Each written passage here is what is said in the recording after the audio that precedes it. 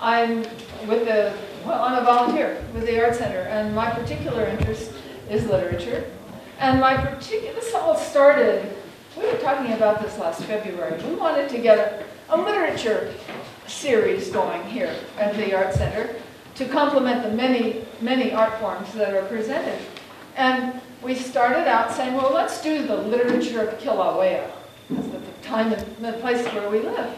And we started with the first Western people to come and to write about their experience, starting with Ellis in the 1820s. And we all know about Mark Twain and Isabella Bird, and there were a number of people we didn't know about that we discovered when we were putting that program together. Let's include the writers, the contemporary writers. There are a lot of people right now, fiction and nonfiction, that include Kilauea in their writing. And you have people like Tom Peake, who is our MC tonight. You have John Dvorak, Pam Frierson, The Burning Island, and Garrett Hungo, and a whole lot of poets and people that wrote. And that was our second program.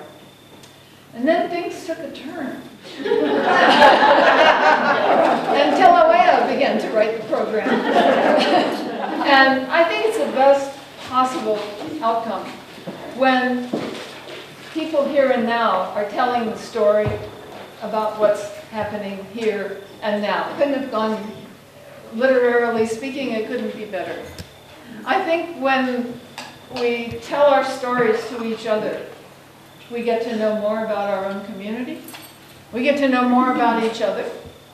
And we get to hear some darn good stories. So that's what we're here for tonight. As I said, I kind of pictured, gee, I wonder if anyone will come. Well, we'll all sit in a little circle and talk to each other. So this is great. This is really good. Our MC tonight is Tom Peake, our novelist. I'm going to read what he says about himself. A novel that weaves together so much complexity, that the cultures and the myths and the reality of the world that we're living in here and now on this island, I think you would, and it's just a good story, good several stories running together and well executed. I think you're in your third publication. So it took hold here in Hawaii, but it also took hold on the mainland, and at one point Tom was traveling the mainland to talk about this novel. So it's good stuff. So if you haven't read The Daughters of Fire, read Tom Peake's Daughters of Fire. Tom?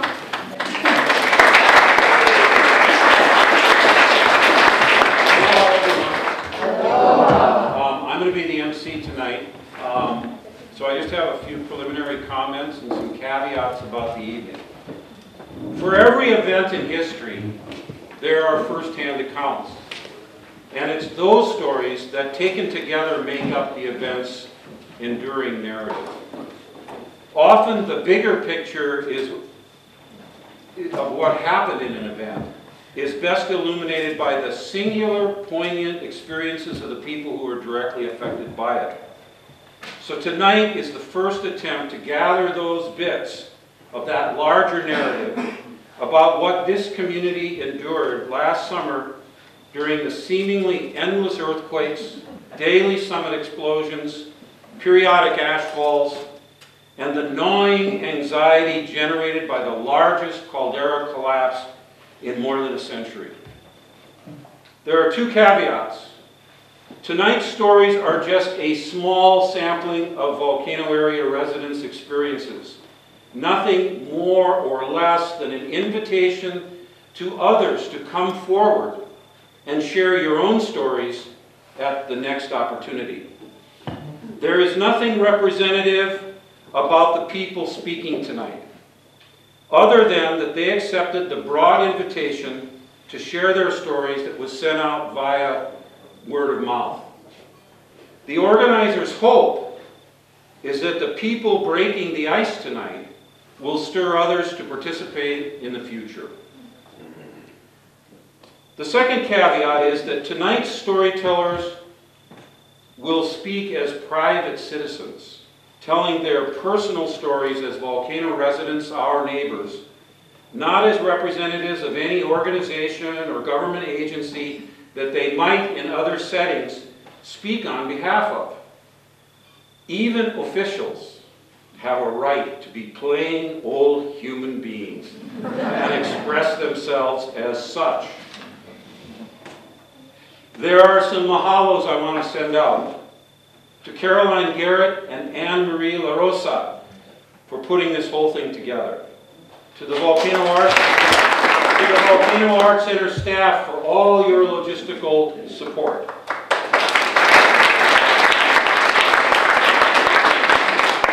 To Tina Neal for the original idea, for suggesting the original idea for tonight's event. To Mike Nelson, Executive Director of the Arts Center, for his enthusiastic support for these kinds of community programs.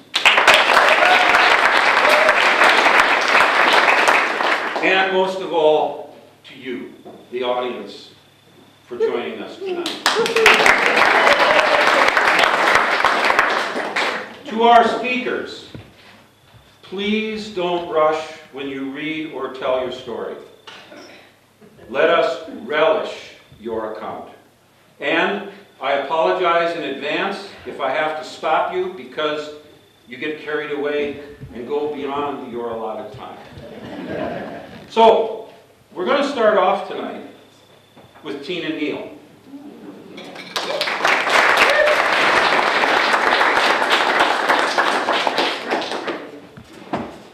Thank you, everyone. It's really an honor to start this off, and I do hope this is just the first of many of these kinds of events.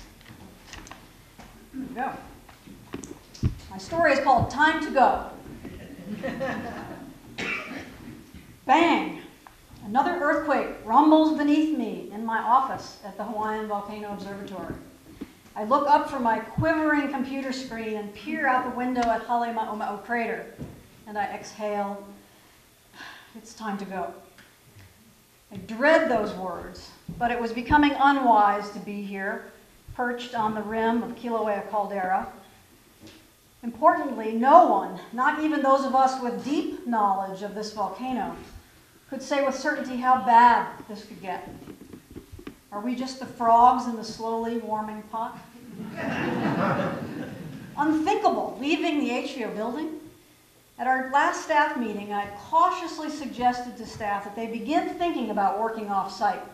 Think about gathering the things you'll need, just in case. And now it was time.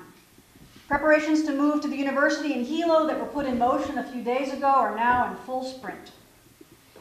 I see ash rising from Halemaumau and drifting to the southwest. I make a note in the online log, 2, 3, 5,000 feet above the ground, billowing dark ash clouds, becoming light gray as they expand outward. It is summer and the trade winds are in our favor, but not so for Pahala. The upper Ka'u Desert is just a murky haze. 2 weeks ago, lava had flooded the floor of Halemaumau. We planned to sample that lava flow, but we were unable to do so in time, and now the lake is draining fast, and that last offering of the 10-year eruption is out of our reach. My gaze returns to computer screens and a torrent of email and data. Keep up, Tina. Think ahead. What are we missing? What is it we need to tell people now? What is the most important thing? Bang! Another earthquake slaps the building. I half crouch under my desk. HVO creaks, and I yell to Steve in the next door office, enough!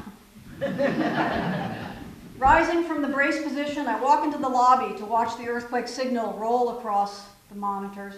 Volunteers Ben and Gail are at their positions, tracking HVO geologists and collating images and messages coming in by text and email and radio and telephone. The lower East Rift Zone, 25 miles and a world away, continues to unzip.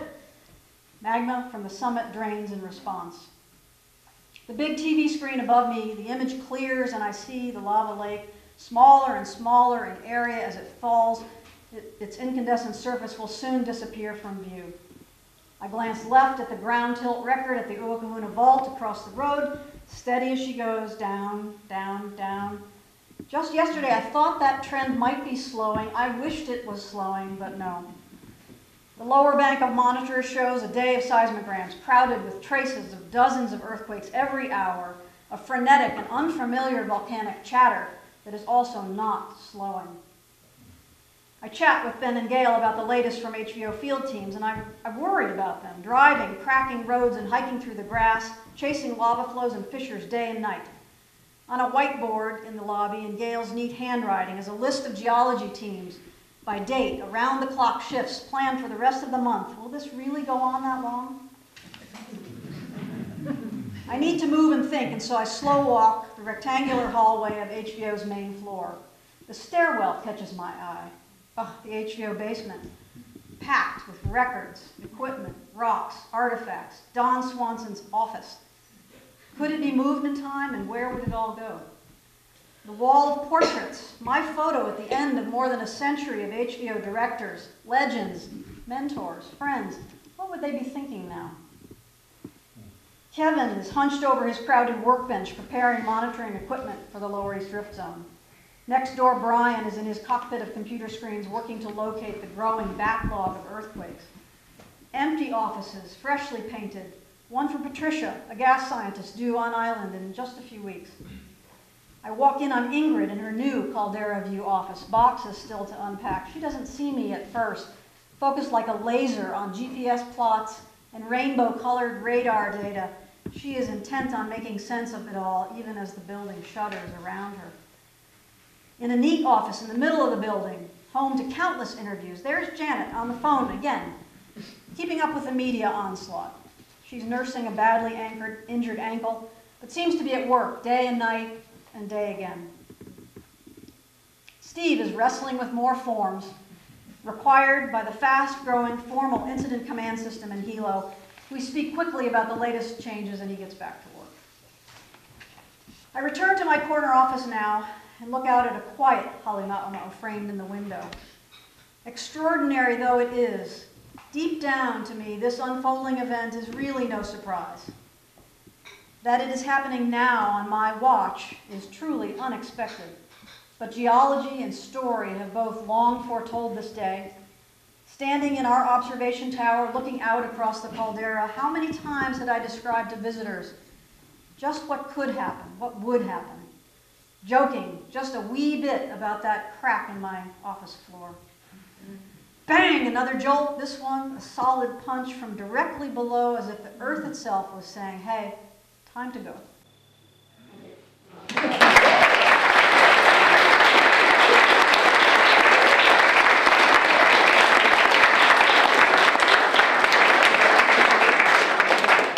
Thank you, Tina. Next up is Dina Kegler.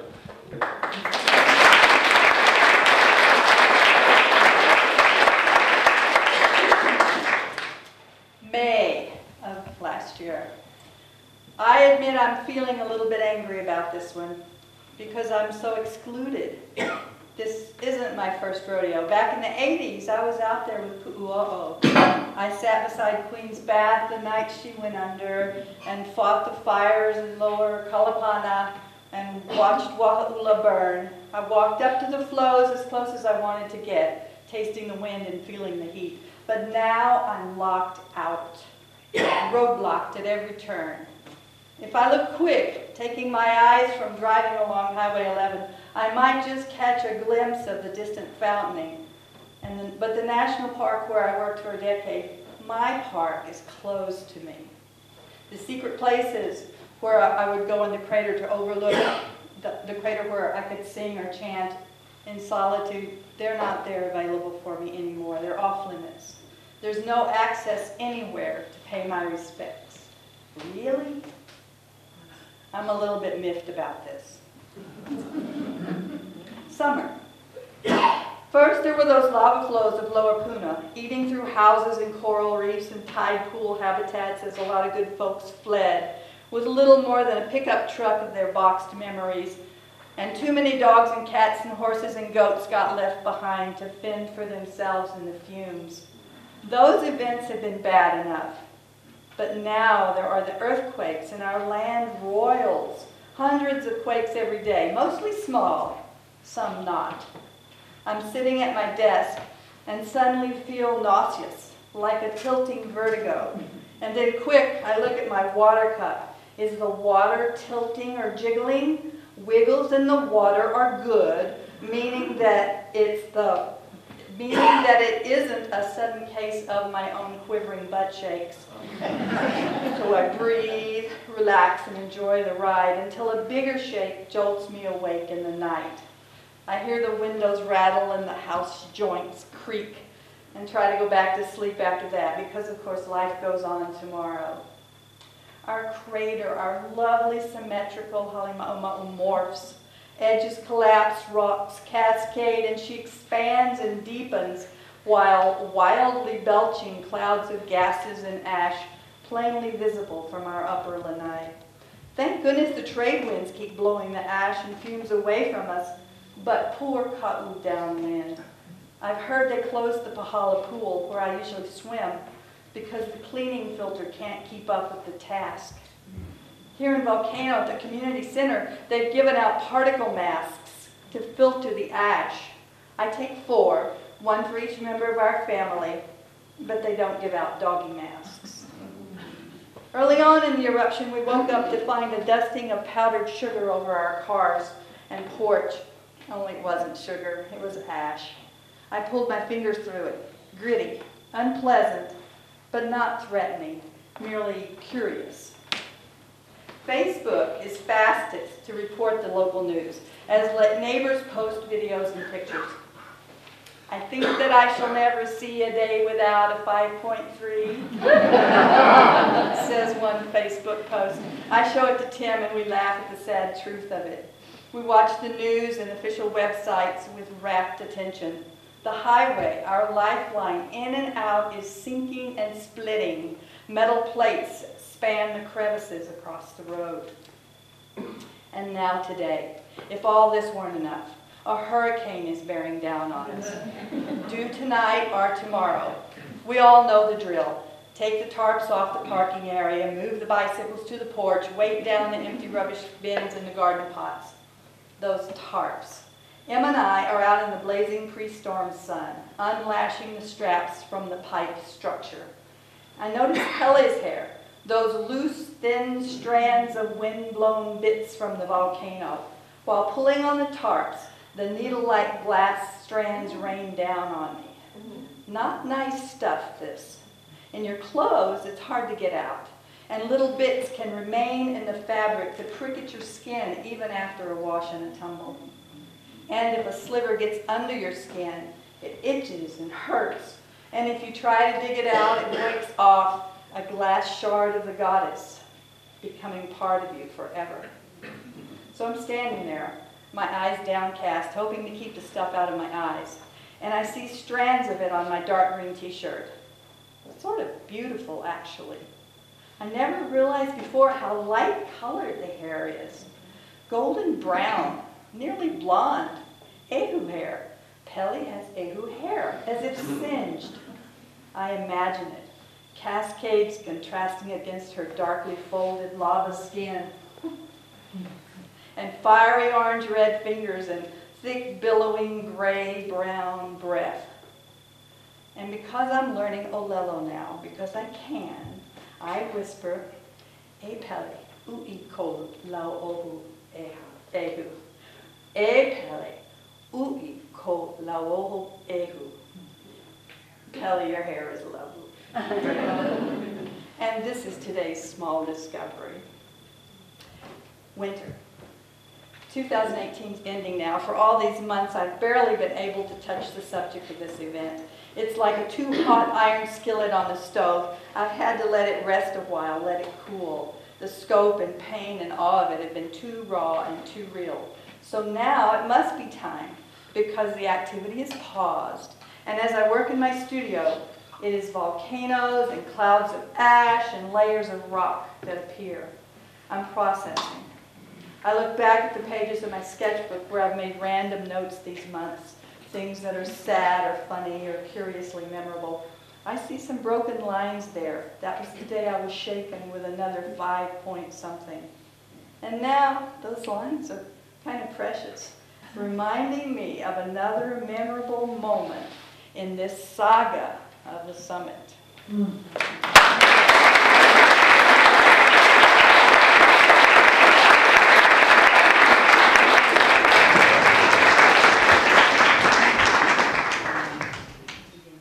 Summit eruption, week 1, and the lava lakes just dropped 700 feet.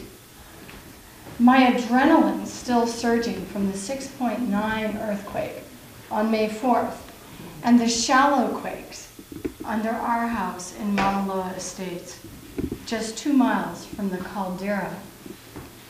The familiar stuff of life now feels insignificant. Pictures are off our walls, books off the shelves, breakables stashed under the couch and bed. There is no normal. Week 2. We've had 2 days of relative quiet. My morning meditation and Qigong practice clears my adrenaline and anxious reactions to an uncertain future. The lava lake is now 900 feet deep, and this evening at Jagger, Pele's mesmerizing glow was dim. We heard faint sounds of rocks falling from Halemaumau's walls, while the crater went dark, lit up, and then darkened again. I must again embrace impermanence in my heart, my core. The next day, we witnessed the first big brown ash plume billowing out of Halemaumau. Maka'ala, eyes open, be alert. Week 3. Huge explosions rocked Halemaumau last night, one of which generated a 30,000-foot plume. We've evacuated boxes of important papers and original art and brought in emergency supplies in preparation for a 1924 scale explosive eruption. But as former rangers and volcano tour guides, we know that a collapse of the caldera floor could trigger a pyroclastic flow that could incinerate our house. Think 1790. Week 4. The land is moving and breathing. The air heavy with energy. Can I handle this? No. Handle is about control, and I am not in control. We live in Pele's realm, and she is vigorously reshaping the land around us. We only hope that we can stay in our house to experience this awe-filled time. I feel excited, anxious, fatigued, and tiny. The larger caldera floor is now dropping rapidly. Week 6. Our house shakes repeatedly from clusters of 3+ magnitude earthquakes, punctuated by a daily 5.3 pressure wave. There's no longer any separation between the dimensions. I breathe with the rhythm of the universe. Week 8. This morning, I entered the other world below Glenwood. Blue sky, puffy summer clouds, quiet. Gila folks are understandably focused on the human disaster in Lower Puna and are largely unaware of what's happening in the upper realms. Week 10. It's hard to focus on anything except earthquakes and dropping caldera floor.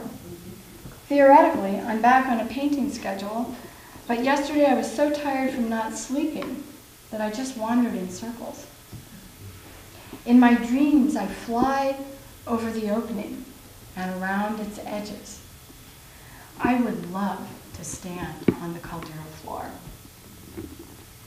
10 days later, we were awakened by a series of sharp quakes at 2 a.m., thinking each was the 5.3. I was disquieted and my left brain activated. So many quakes. Is it too many? Too often? Is this it? Is the caldera floor dropping fast? Is it time to flee? Then the now familiar 5.3. The ground and house were fluid. We were moving like a boat on big waves. We swayed back and forth, and the quakes paused.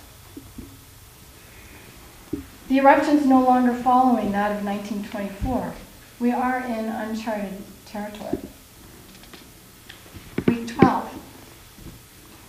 So fatigued that I fell and fractured my kneecap.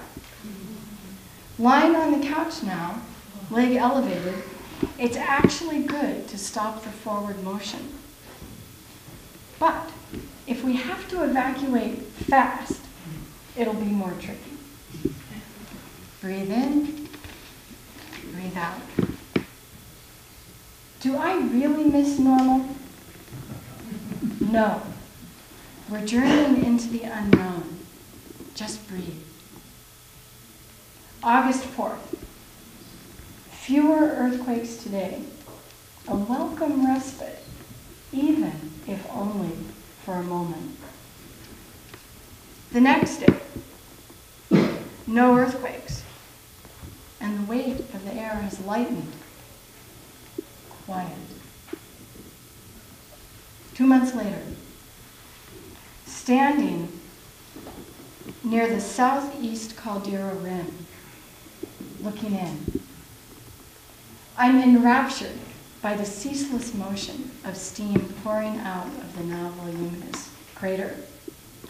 The fumes from the deep have a bluish hue. The caldera and crater aren't tidy and tight anymore. She's opened a portal. Mahalo.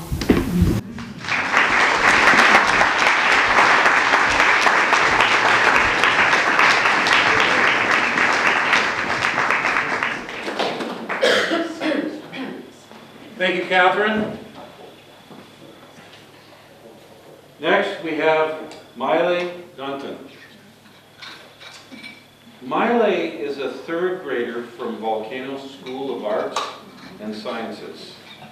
She enjoys ziplining, building things, and hopes to be a lot of different things when she grows up.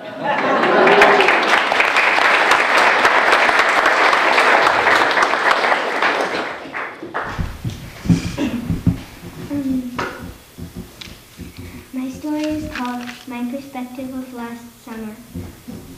So, my parents bought fog and ash masks. They smelled like bacon. I don't know why. That's very specific, oddly precise, but super funny. We didn't use them much though, except when we were going to the post office, of course. Maud is my cat. I have a cat named Maud. She is 64 years old.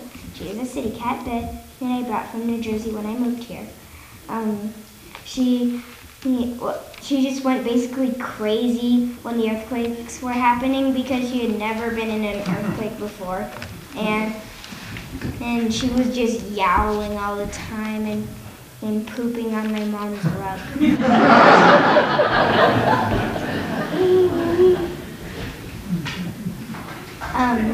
If you have any crazy cats that are quite similar to this, I recommend CBD cat treats from Lava Paws, which is a company that you can get at Cooper Center on Sunday.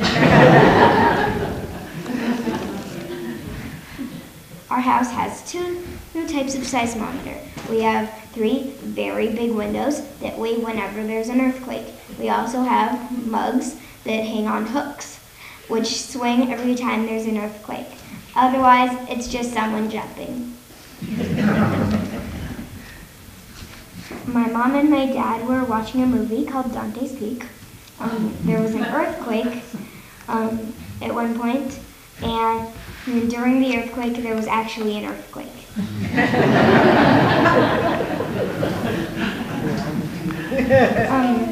Volcano School was closed for a week or 2, but when it was open, my class had to practice hiding under our desks and coming out again in case there was an eruption. the third graders, I am now a third grader, but I was in second grade that part of last summer. They would come in and they would have signs. And they would hold the signs up when we were supposed to go under the desk. And they would shake the tables and say, "Earthquake!"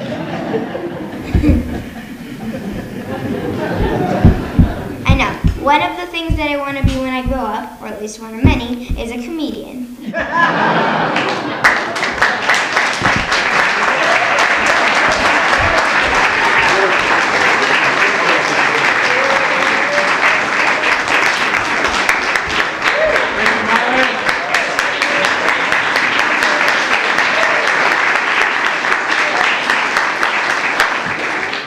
They make them strong and interesting up here in Volcano.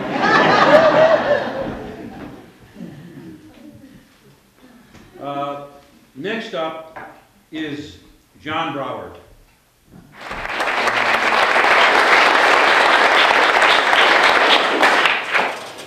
About some time back this last summer, I remember sitting on the other side of the room, giving you the official response the park had to what was going on. Today I get to stand on the other side of the room and give you some personal perspective as well. So I titled this, "May the 4th be with you." Also, by the way, I changed a couple of names to protect the innocent. So just so you know, if you know anybody at the park, you won't recognize these names because they're false names. What a day to remember. May 4th was the beginning of the long, drawn-out earthquake period that shook my home and office and damaged nearby roads. It all began at 11:30. I was home for lunch, just settling in with a ham and cheese sandwich on my cozy couch, looking out on another sunny day. Before I could take my first bite, my cell phone rang with a loud chime that broke the stillness in the air. Ranger Joe Smith, not his real name, was on the other end. "I'm driving up from Hilo and I think something strange is happening with the volcano. There seems to be a dark cloud above it," he said. "Funny, I do not know about anything unusual at the summit," I replied. "I will call Park Dispatch and see if they have heard anything from USGS." I continued, just as I dialed the number, and before I could touch the last number on my screen, an ominous roar started below the wood floor of my post-and-pier dwelling. It sounded like it was coming deep from within the earth. It worked its way up into my living room like an invisible dragon escaping from a cave. My house shook, twisted, and jumped all at once. Does think sounds familiar to most people here? The cedar wall seemed to crack and pop, and I feared it would collapse. I studied the vibrating windows that separated me from the outside world, and was relieved that there were no cracks on the expensive glass panes. I have been through many earthquakes since we bought our volcano home in 2001, but this one beat them all. I took my food on the run and headed into the office, carefully checking the road for damage as I went. Upon arrival, I logged onto my computer to decipher the data from the USGS website. Joe soon appeared in my office doorway. We started to discuss what had just happened and wondered what was going to happen next. This was quickly answered when a bone-jarring 6.9 struck exactly 1 hour after the previous smaller one. Joe made a straight shot out the door, carefully avoiding a propane tank, and watching the nearby power lines. I looked under my desk for cover as a whiff of plaster dislodged from the ceiling, and I contemplated being stuck in a collapsed building. Before I could make my next move, the shaking stopped. I found Joe outside, watching the power lines overhead. They were still swinging back and forth like a kid's playground toy. We went into action. Storming into the VEOC, Visitor Emergency Operations Center, conference room, we immediately sketched out a plan on the whiteboard and went into the incident command system. I became the incident commander, and Joe naturally fell into the role as operations section chief. My main fear at the time was for my family. I felt a gnawing pit in my stomach as the realization of potential disaster leaked into my consciousness. I called my wife, who was busy at work in Pahala. As expected, she had felt the earthquakes too, but she was okay. I then called the Volcano school to check on my daughter. It took me several tries, but I eventually got a hold of a fellow parent who assured me all was well. Relief set in like a warm blanket on a cold night, and I was now able to focus on work. We deployed teams of rangers and other park staff into high visitor use areas to look for signs of damage and of further danger. We stood by to see if a tsunami had been generated while we frantically called backcountry hikers. Luckily, no significant wave action had formed and all hikers were accounted for. By the end of the day, we had assessed the park for damage and closed sections that we thought were unstable. We believed that this was the big incident for the year and that the worst was over. In the coming days, weeks, and months, we soon realized that for the park and the surrounding community, it was only the beginning.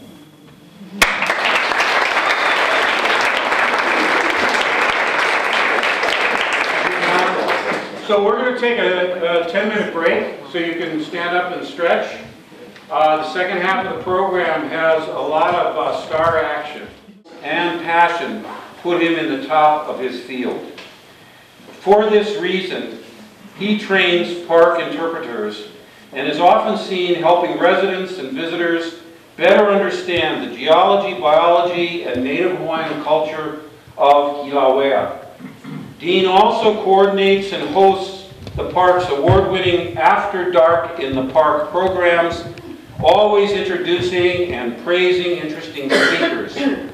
Tonight, we get to hear one of his own stories.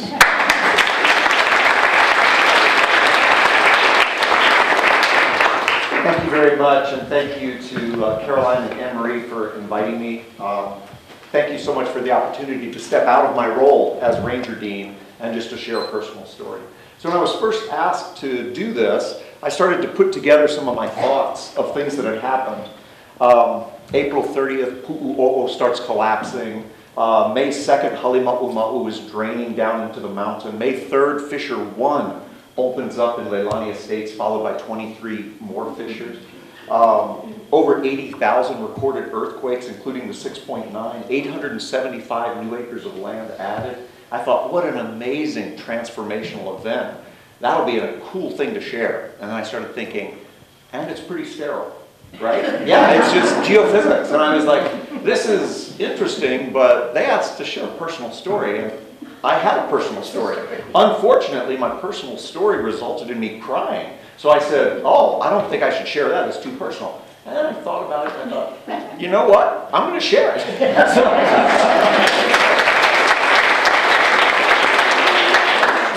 So maybe give you a little insight into Ranger Dean's brain. First of all, I get some incredible assignments from time to time. I have a wonderful chief of interpretation, Ben Hayes, and one of the things I love about my job is I get different assignments to do different things. And one day, I was asked to do something incredible. He came up and he said, would you be willing to take a group of staff into the closed area, park at Jagger Museum, walk out to the Southwest Rift Zone, take a left, and go all the way up to the edge of the massively new caldera, 1,650 feet plus deep. You have 3 roles. You got to make sure everybody's got PPE. You got to keep everyone safe, and you got to stay on schedule. And I was like, yes, gonna do that. That's gonna be awesome. So I get a group of staff at the park. We drive out. Everything is working good. We've got our PPE as the ash gets suspended in the air and it's whipping against our skin. I walk up to the edge of the caldera, and I'm trying to keep people back a distance where it's safe, but I look up to the left. And up to the left, there's a big flat rock that's perfectly stable. Just a big flat rock is up there. And I very carefully walk up to the big flat rock, and I stand on it. And it's 1,600 feet in front of me. It's about 1,500 feet to the side. And then she shows up. I look out, and human eyes are based on motion, and I start to realize there's white-tailed tropic birds looking for their new nesting sites. And one of them passes right in front of me. Females have shorter tail streamers than the males, and she goes around, and I looked at her, and that instant, something amazing happened. I started to think about all the science I knew about the bird. Some of this might make you, some of you uncomfortable, but I wanted to share it. We were looking at each other. There's only 3 species of tropic birds in the genus Phaethon. White-tailed tropic birds are one of them. They're in the order of pelicaniforms, some of the most ancient on the planet. These go back to the fossil record to the Eocene. That's 54 million years ago. There's a perfect tropic bird fossil preserved in England. It's over 50 million years old. I looked at her.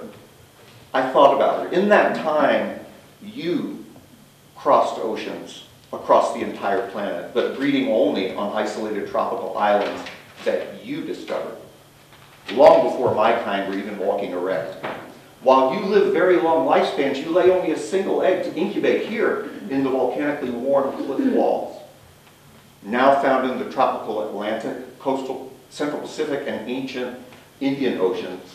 Despite your status and global distribution, very little is known about you.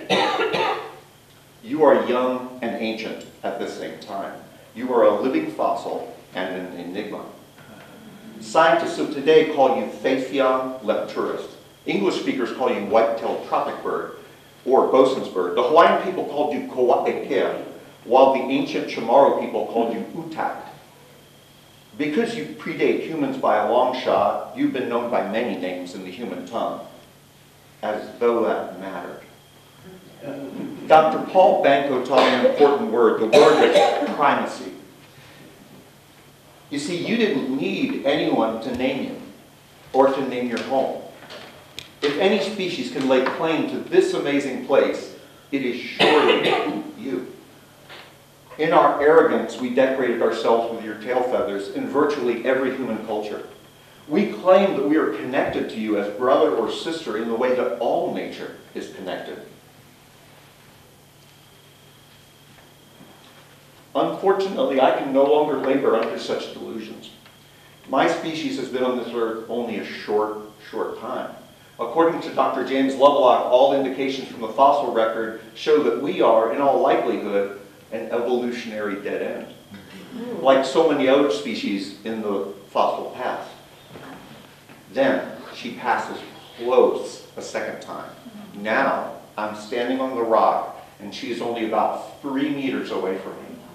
I'm on the ground. She's over 1,000 feet in the air. And this time as she goes by very closely, she looks at me with her one eye.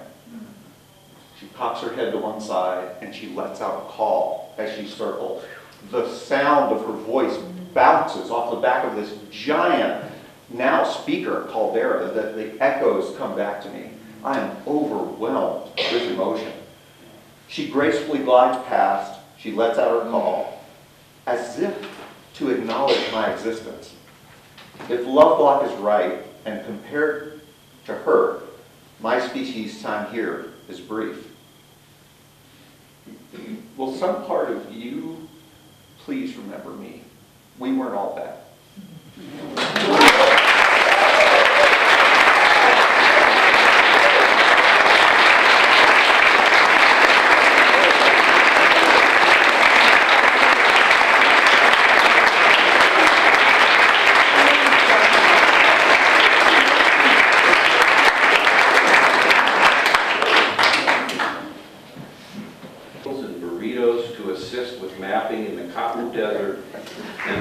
So I can't believe I have to follow Dean. Okay, so my story begins in 2016 when Claire Horwell, an earth scientist from Durham University in the UK, came to Hawaii to do a brief research project about VOG. So you guys all remember VOG? Yeah, now that gas emissions are down, there hasn't been much VOG, and it's pretty easy to forget what it used to be like. But Claire and I wound up working well together, and after she returned home, she suggested that I apply for a fellowship so that we could continue to work together in England. And I figured, what the heck, no harm in trying. I probably won't get it. But I spent Christmas 2016 writing a proposal, and then the next spring I found out that it was accepted. And the university would buy me an airplane ticket and house me and provide me with some delicious British dorm food for 3 months. It was almost that simple, except that USGS and Durham University had to come up with a memorandum of agreement, which involved lawyers and solicitors and took a tremendous amount of time. And I had to make a special trip to attend anti-terrorist training on the East Coast. It didn't seem like sitting in rural Northeast England in front of a computer was going to be very high risk, but I still was required to take this training. I found a willing PhD student who agreed to keep the gas monitoring instruments running and the data flowing. And I spent quite a bit of time documenting various systems and going over things with him. So there was a fair investment in this whole process by the time I finally set off for England in April 2018. I thought, truly, what's the likelihood that something will go wrong in these 3 months? So at Durham University, which is a very beautiful place, I had a quiet office and for 3 weeks, very few distractions. And I got all kinds of work done, but watched with growing disquiet the situation at Kilauea. The weekend that things were ramping up, I couldn't figure out if I should immediately hop on an airplane or wait to see if things might calm down. My experience of walking in England's famous Lake District may be unique, as it included significant cell phone time explaining where to find instruments, how to calibrate them, and strategies for monitoring the rapidly changing gas emissions. Claire and I were glued to the HVO websites as the Leilani fissure erupted in the middle of the subdivision, the 6.9 earthquake shook the island, and the summit explosions led to darkened skies and tainted air. I cringed at the earthquakes that rocked the volcano area and watched the winds constantly, so when there were Kona winds, I could alert my house sitter and he could disconnect the gutters to try and keep the ash out of the water tanks.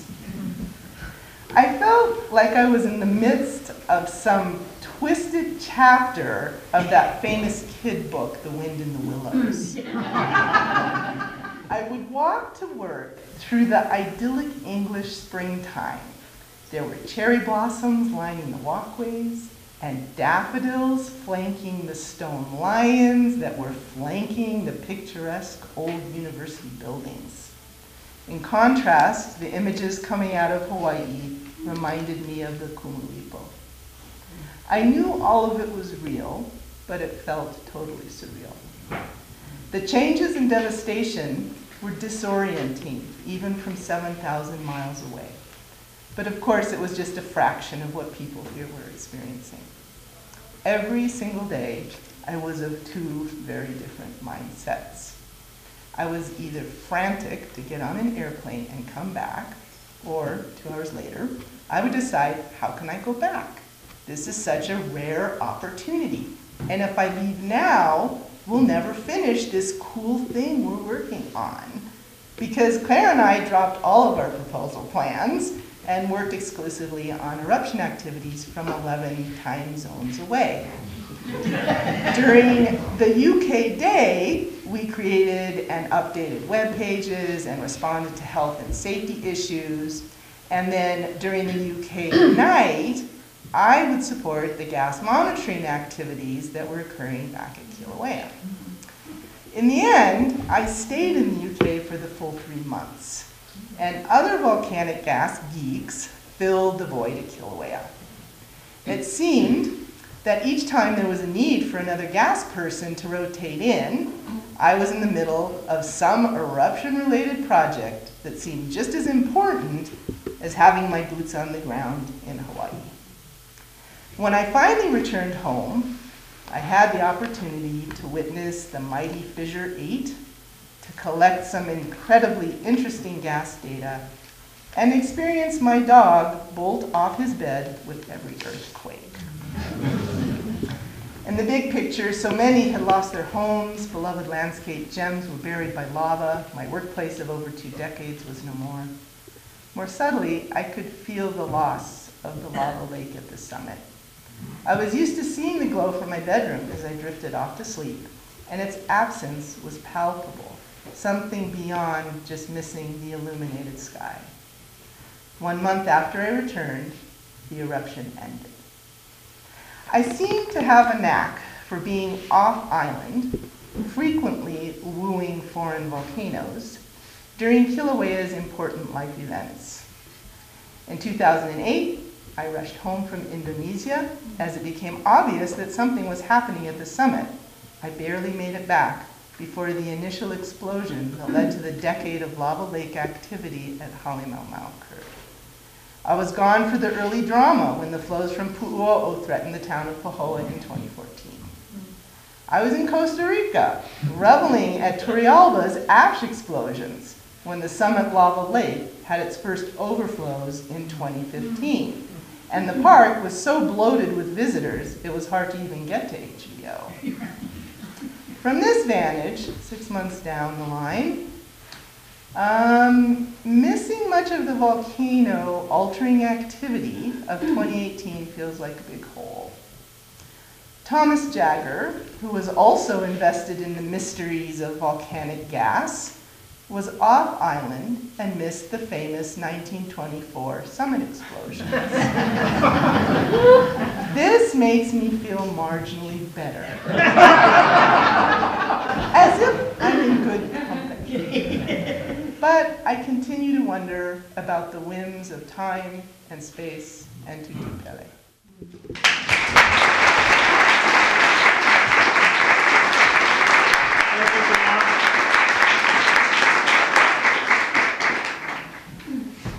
Alana McKinney was born and raised in Hilo and Volcano.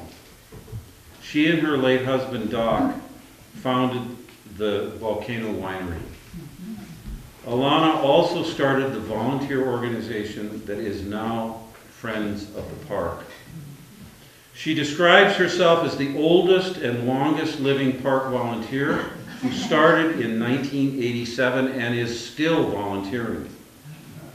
Alana was also the first licensed female charter boat captain in Hawaii, and for many years authored fishing articles that were published in Hawaii and in national magazines.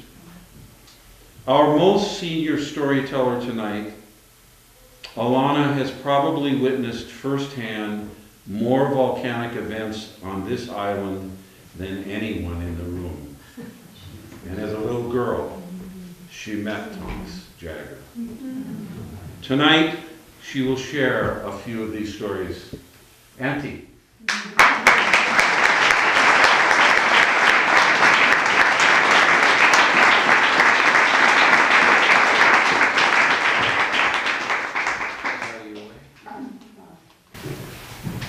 The reason I met Thomas Jagger was because my father was a research chemist, and they knew each other. And when Thomas Jagger brought his amphibious boat down to Reed's Bay, we lived on Banyan Drive, which is just on the side. He took me for a ride. And it was wonderful. I was really little, but I sure remember it. So anyway, there's a slight change in pace for me tonight. When we talk about the flows and the tremors that go on, we get a lot of it in Volcano Golf Course subdivision. One of the things that I remember was that when you have a lot of tremors, you go out and you take a look at the road, and the road opens up with big earthworms all over, hundreds of big ones. Now they've gone ahead and they've repaved it, and they're still coming up, and every so often I'll go out and take a look. But there was an earthquake just recently, and we had the earthworms again. So it's I don't know, and how they get through that phase, and I don't know. Anyway, there was back in 1949, there was a flow that started up in the caldera and then ran across the highway in 3 different areas, going down towards South Kona. I went back there and I saw it, and I saw the 3rd flow after it came down. But we had friends that had a house there, a little restaurant there, and we would stop there. Every time we went around the island, my parents would stop there and have lunch. At one time, during the 1950 eruption, there was a lava flow that was coming down behind the restaurant, and they didn't know about it. So, and it was coming fast. It was a fohoihoi, and it was coming fast. So someone, and I don't know who it was. It could have been my father because he told me about it, and he was a pilot, and he was able to take a parachute pack and break on it with a black marking pin, and they flew very closely over the front yard of this restaurant and said, "Get out!" Get out. And they did get out, and barely made it. Wow. And their restaurant was totally covered. I mean, there wasn't anything left to be seen. So I wanted to, and I have seen a lot of different eruptions, and it's been very exciting during my lifetime.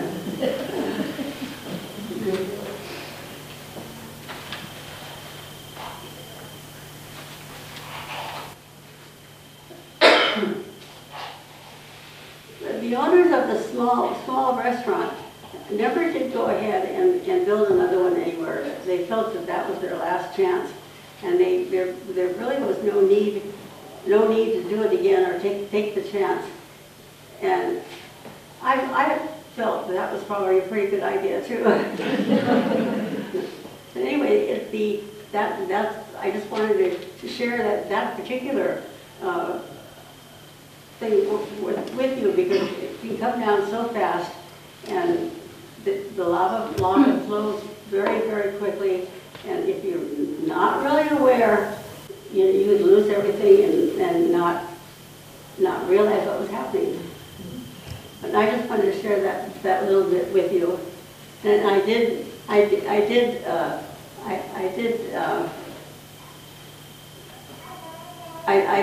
love building our home in Volcano Golf Course. My husband was a veterinarian, and we flew back and forth quite a bit, and while we were building the house, and at one point we had Bloody Mary mix up on the top shelf in our pantry, and we had a lot of vodka and glasses. And during the earthquakes, we were not there, but the carpenter was working on the house, and we had a big earthquake, and all of the vodka fell on the ground, smashed. All the tomato juice fell on the ground and smashed. And then when our carpenter got up to the house, he discovered that there was 5 pounds of rice that had fallen right in the middle of it. So it actually kind of started to soak it up.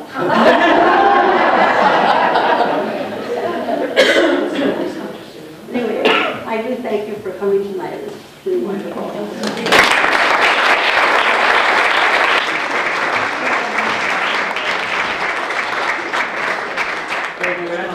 On our planned program, but certainly not least, is Caroline Garrett. Caroline Garrett came to Hawaii from Maryland in 1920. Her first visit to the Volcano house was in the 1960s, when a massive lava lake filled Halemaumau crater. A published poet, she was asked to be the head of Hawaii's Poets in the Schools program, and spent the decade of the 1970s traveling to schools throughout the islands to work with children as writer-in-residence. After a long, varied, and satisfying career in Hawaii's schools and universities, she continues to be engaged in a variety and richness of our island communities, particularly Volcano, where she continues to write and encourages others to share their stories. And so, as a kind of powerful way to end a powerful evening, Caroline is going to read to us one of the poems she wrote during the summer of 2018.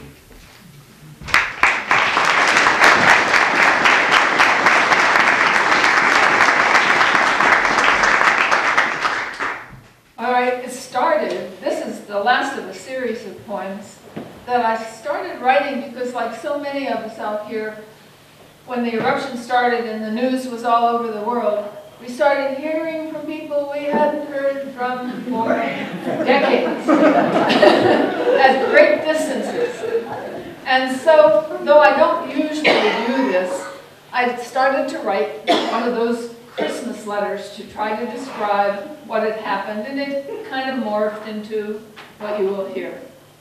And wrong glasses. We lived those 90 consecutive days of summit quakes in cat years. Aging, accelerated, foundations shaken, reminded daily of our impermanence. Once solid earth crumbling, the crater collapsing inward, riding it, working knees, hips, and feet to the dance under, around, within. A force we only thought we knew until the earth began to heave and sink and shake our hearts, rising to these rhythms. That loud slap on the back in the Zen ceremony. Practice, moments of being completely present. Blind to any direct view of these volcanic changes, distrustful of the mass media's spin into sensation while mesmerized by the footage, we looked online for USGS accounts, video cams, drone eyes, graphs, or photographs as balloons of data rose in swarms above maps of Kilauea's summit. We tuned other senses, crafted metaphors, each day becoming more a part of what we tried to comprehend.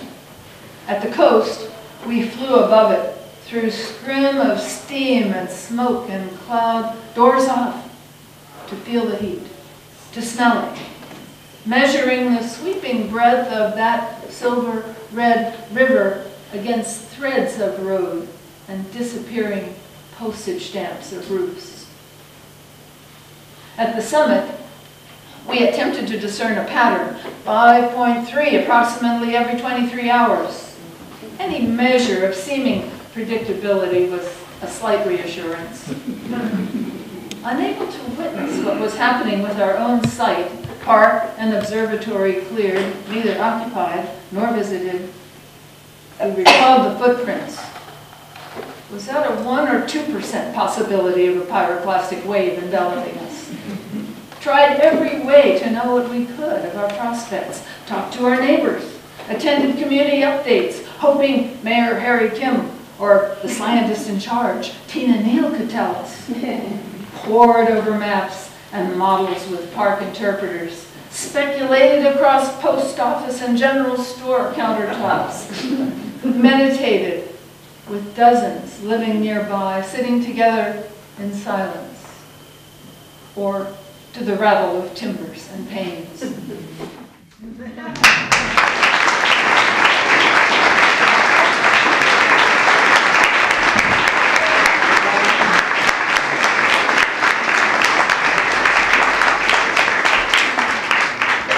So here's the good news. We still have a half an hour left and our formal program is done.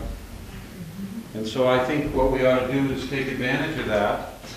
There may be others of you who have a story you would like to share.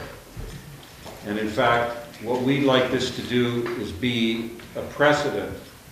And that invitation goes out for future programs to draw from the really wide, much wider representation of our community up here at the summit.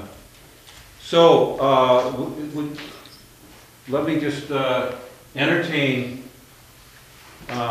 comments, If you have questions for any of the people who have wide open, and when we would have one of the 5s, it was a perfect barometer to exactly the size. It would swing about like this for a 5-1, a 5-2. I'm not kidding you. And that 1-5-4 that we had. And so when we would have what we all became to know was a 5, I'd walk in and I'd see what the door did. And we'd get the report, it's probably a 5-2. I'd look at the door and say, no, it's 5-1. The door was always I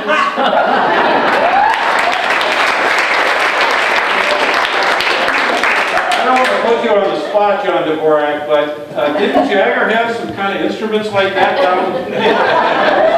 That's exactly what the first one was. The Washimori.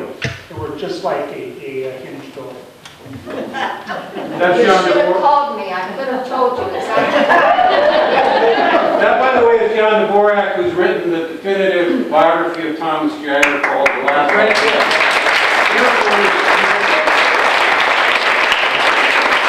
Thank you very much, Charlene, for sharing the story. Who else would like to come up and share a story from their experience? You know how you grade earthquakes, and I had friends that lived in New Guinea, and they had spice racks. And it depended on how many bottles fell off. And that's the size of the earth, or the strength of the earthquake. Oh, that's a 5 because we lost the pepper. And, you know, that was only a 2 because we only lost the ginger. So, but they said it was right on. Thank you.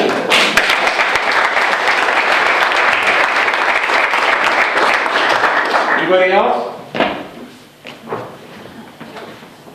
My name is Jo, and I'm actually a very light sleeper. And so the first few nights when the earthquake started, I just couldn't sleep. I would fall asleep and wake up and fall asleep and wake up. So what I did is I convinced myself, I convinced my body that I was on a train. And it totally worked. I would fall asleep and the earthquake would go and I wouldn't wake up. And then the 5.3 would come and I would hear the chimes in my bedroom, cling, cling, cling, cling, and I would wake up, of course, but I would fall back asleep right away. So next time.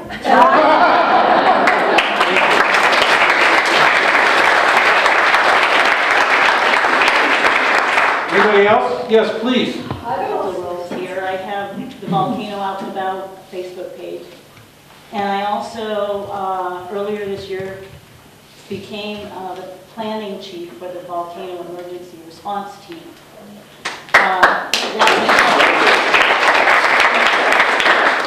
I took, when we got that like wonderful missile alert thing, right?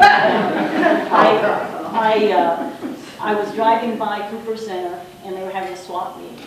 And I pulled in and it was like a zombie movie. Everybody was just standing there in place and nobody knew what to do. And I was trying to see if somebody knew what was going on and nobody did. And people were freaking out.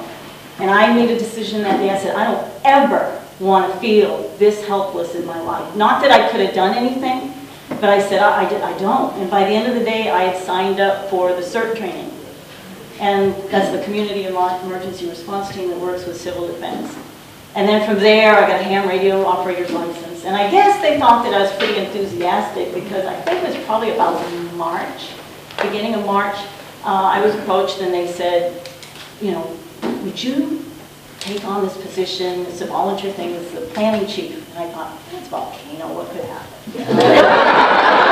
You know, hurricanes, but they get bad on the coast. I mean, yeah, right. And they said, yeah, and also we've got a big training thing coming up in September, and it's been suggested that we develop a plan for emergency response for a volcanic event. And I'm like, no problem. I know. I go up to Jagger every single day. I meet people from all over. And I'm like, okay, I got till September. Yeah, that's right. So, had I known, I would have still done it. And I'll tell you why. I saw the best of this community during that time. When we were going door to door with a CERT team to visit all of you people, never at one time did I experience anything other than a welcome from everybody, a thankfulness that we were there. I had no idea this community was this big, you know. I mean, I got off into places we all did that I had no idea that existed, but I saw the best of this community. And shortly before this event happened, you all know Kat Killam, she was running the Volcano chat page for the Facebook.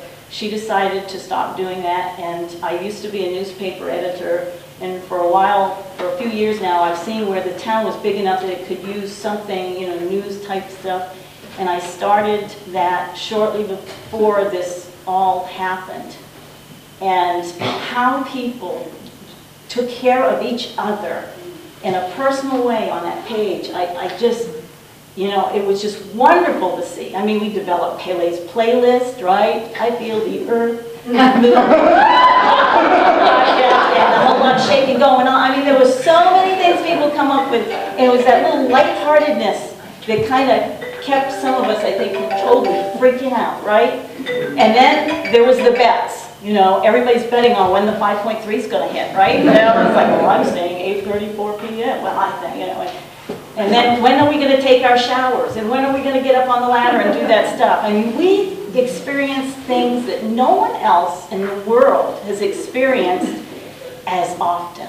Yes, there's been volcano, you know, earthquakes in California and all over the world, but we got hit. We can proudly say we got hit with that 5.3, I don't even know how many days, but in a row. And I just wanted to say thank you guys for being just the best community.